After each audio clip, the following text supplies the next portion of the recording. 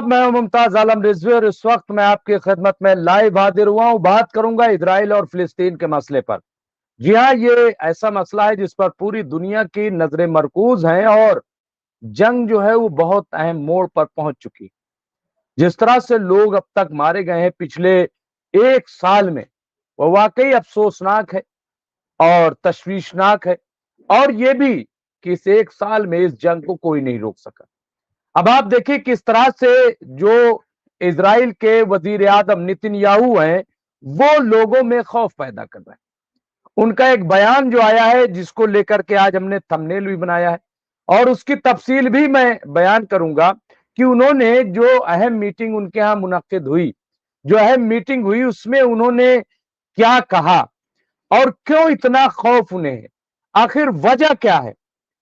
यानी आप देखिए कि सबसे ज्यादा अगर किसी ने दरिंदगी दिखाई है, सबसे ज्यादा अगर किसी ने एयर स्ट्राइक की है और जिस तरह से मासूम बच्चों को मारा गया है, तो जाहिर की बात है कि वही शख्स ज्यादा डरता है, वही शख्स ज्यादा डर का माहौल पैदा होता है उसके अंदर कि जो वाकई यहाँ पे थोड़ी सी कुछ एक मिस्टेक, थंबनेल शायद नहीं लग सका है, मैं थंबनेल भी लगाऊंगा और उसके बाद पूरा मैं, लेकिन अभी आपकी खिदमत में जो चीजें हैं वो मैं पेश कर रहा हूं और बहुत सारे लोग जुड़ गए हैं और मेरे साथ आज दो अहम मेहमान जुड़ेंगे।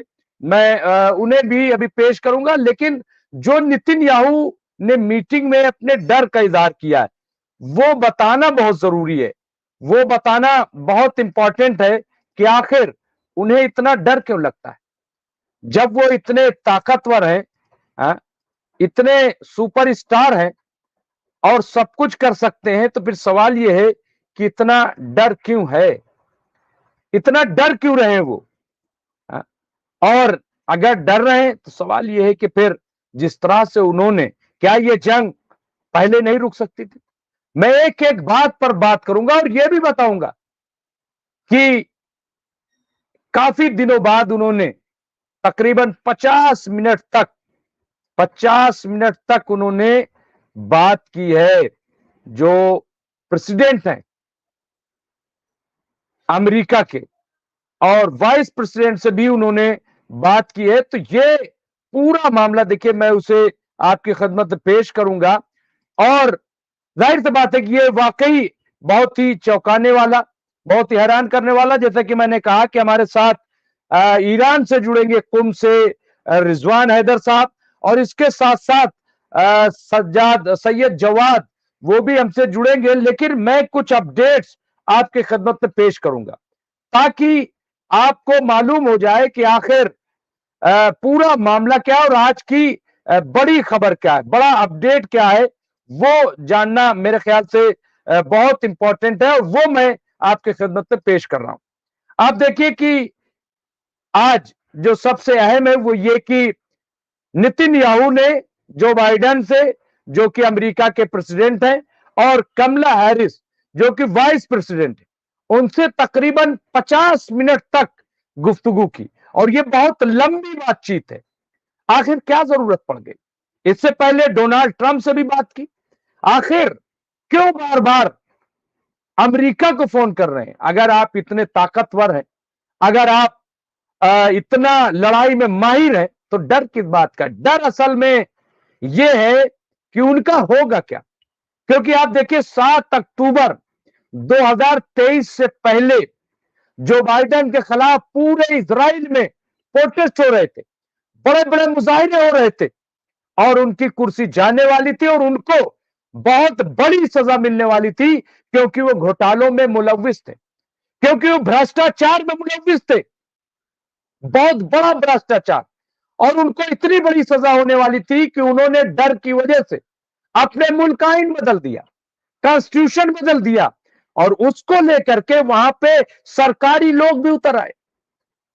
वहां बड़ी बड़ी यूनियन, 9-9 लाख लोग जो है वो सड़कों पर उतर आए, फौज के लोग उतर आए। लेकिन जो भी कहिए कि ये जंग दरमियान में आ गई। अब वॉर के दौरान चूंकि कुछ हो नहीं सकता, वॉर कैबिनेट बनती है, एक अलग सा सिस्टम पूरा तैयार किया जाता है, तो उससे बचे हुए। अब जंग जो बढ़ाई गई, आज उन्हें डर लग रहा है, कह रहे हैं कि ईरान को अगर न रोका गया, अब आप बताइए, वो कह रहे हैं कि दुनिया में वाहिद एक ताकत ऐसी है इजराइल, दुनिया में वही एक शक्तिशाली है जो ईरान जैसे तानाशाह को रोक सकता। ईरान को तानाशाह बताया, कहा दुनिया में कई तरह के तानाशाह हैं, कई तानाशाह हैं सॉरी, लेकिन ये जो ईरान है ये अलग तरह का तानाशाह है, ये पूरी दुनिया को अंधकार में ले जाना चाहता है, ये दुनिया को पूर्व में ले जाना चाहता है, और इसलिए इससे अगर कोई लड़ सकता है तो वो सिर्फ इजराइल लड़ सकता है, इससे कोई मुकाबला कर सकता है तो सिर्फ इजराइल मुकाबला कर सकता है। और फिर जो बात कही, उन्होंने कहा कि अगर हम ईरान से नहीं लड़ते तो हम खत्म हो जाएंगे, हम मारे जाएंगे। ये इजराइल क्यों कह रहा है? क्यों ये इजराइल कह रहा है? क्या इतनी जुल्म और ज्यादती के बाद ईरान ने कोई ऐसा कदम उठाया जिससे दुनिया ये कहे कि ये आतंकवादी अटैक है, ये आतंकवादी हमला है? जब भी ईरान ने कोई अटैक किया है रद्द-ए-अमल के तौर पे, जवाबी कार्रवाई के तौर पे, तो आप देखिए कि जो इनके मिलिट्री बेस है उस पे अटैक किया। अभी भी जब अटैक किया था तो मुसाद के अड्डे पर अटैक किया था, और उसमें आम लोगों को नुकसान पहुंचाने की कोई नीयत नहीं थी। लेकिन जिस तरह से इजराइल पर तौल रहा था, उसके जवाब में जरूर ये बात कही कि अब अगर कार्रवाई की गई तो जाहिर है कि फिर बख्शा नहीं जाएगा, फिर वो तमाम कार्रवाई की जाएंगी कि जिससे जालिम के हाथ रोके जा सके। तो सवाल यह है कि इजराइल को और नेतन्याहू को इतना डर क्यों है? क्या नेतन्याहू ये बताना चाहते हैं कि हम ईरान को रोक रहे हैं, अगर ईरान को न रोकेंगे तो इजराइल खत्म हो जाएगा? क्या इसलिए ये बताया जा रहा है क्योंकि कल बीबीसी ने लिख दिया कि इजराइल छोड़ के लोग जा रहे हैं, कह रहे हैं कि यहां रहने का कोई फायदा नहीं, यहां कोई भविष्य नहीं, यहां कोई फ्यूचर नहीं है, इजराइल तो तबाह हो गया, इजराइल पे तो बहुत बड़ा खतरा है। कहां गया आयरन डोम, कहां गया एरो 3, कहां गया मजबूत डिफेंसिव सिस्टम, और कहां गया तुम्हारा जो सिक्योरिटी सिस्टम था, और कहां गई तुम्हारी तहजीब, कहां गया तुम्हारा इखलाक, कहां गया तुम्हारा इंसानियत को बचाने वाला वो अमल कि जिसका रो पूरी दुनिया को आप दिखाते थे? ये एक बहुत बड़ा सवाल है। क्यों आपने गजा में बच्चों को मारा, और क्यों आप पिछले 70-75 साल से खुद इजरायली जब ये बात कह रहे हैं कि आप जो है वो फिलिस्तीन को दे दो जो उसका हक है, क्यों नहीं दे रहे? रेफरेंडम क्यों आप नहीं करा रहे? यूएनओ की बात आप क्यों नहीं मान रहे हैं? आप इंटरनेशनल कोर्ट पर अमल क्यों नहीं कर रहे हैं? ये बड़े सवाल है जिस पर मैं बात करूंगा। मेरे साथ जुड़ गए और कई अपडेट्स मैं आपको दूंगा जो ईरान ऑब्जर्वर के हवाले से होगा। और फिर मैं देखिए मैं जोड़ रहा हूं, हमारे साथ जुड़ गए हैं ये ईरान कुम से जनाब रिजवान हैदर साहब।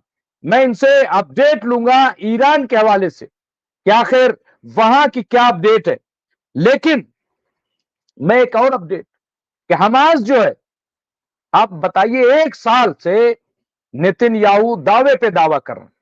नेतन्याहू ने कहा कि महज 1 से 2 हफ्ते में हम हमास को खत्म कर देंगे, लेकिन 12 महीने से ज्यादा हो गए, 13वां महीना चल पड़ा, लेकिन हमास आज भी एक्टिव है।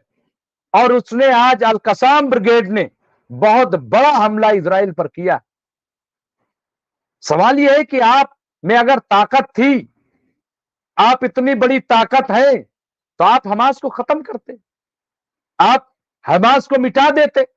आपकी नजर में हमास आतंकवाद है तो उसको टारगेट करते, उसके लोगों को पकड़ते, लेकिन आपने एयर स्ट्राइक की, आपने बेगुनाह गजा के लोगों को मारा। क्यों? یہ ایک بڑا سوال ہے. عام لوگوں کو کیوں مارا آپ نے, بچوں کو کیوں مارا؟ اور کل جس طرح سے بتا رہے تھے رومان ہاشمی صاحب, انہوں نے کہا کہ یہ تو 43 44 45 ہزار آن ریکارڈ موتیں ہیں, لیکن تقریباً غزہ میں جہاں کل 24 لاکھ کی آبادی تھی 1.5 سے 2 لاکھ لوگ مارے گئے. وہاں فاسفورس بم کا استعمال کیا گیا اور اب تک 1 لاکھ ٹن بارود, 1 لاکھ ٹن, آپ سوچ نہیں سکتے. ہیروشیما میں تو صرف 40 45 ہزار ٹن ہی استعمال ہوا تھا اور یہاں 1 لاکھ ٹن کا استعمال ہو گیا. آپ سمجھیے کہ اتنی بڑی آبادی غزہ کی وہ مٹی میں مل گئی, اسے قبرستان بنا دیا گیا. لیکن یہ بھی نہیں کہ وہاں سے آئی ڈی ایف بچے. آخر اعتراف تو کرنا پڑا کہ 724 آئی ڈی ایف کے لوگ مارے گئے, جوان مارے گئے, لیکن یہ بھی چھپا کر کے بتایا. ان کی تعداد کوئی 4,000 بتا رہا ہے, کوئی 10,000, کوئی تو 25 سے 30,000 بتا رہا ہے, کیونکہ جتنے بڑے ٹینک گئے تھے غزہ میں, مرکاوا ٹینک لے کر کے گئے تھے آپ دیکھیے. اور آج جو ہے الیکٹرانک جو ڈیوائس ہے, میں بھی تفصیل دوں گا,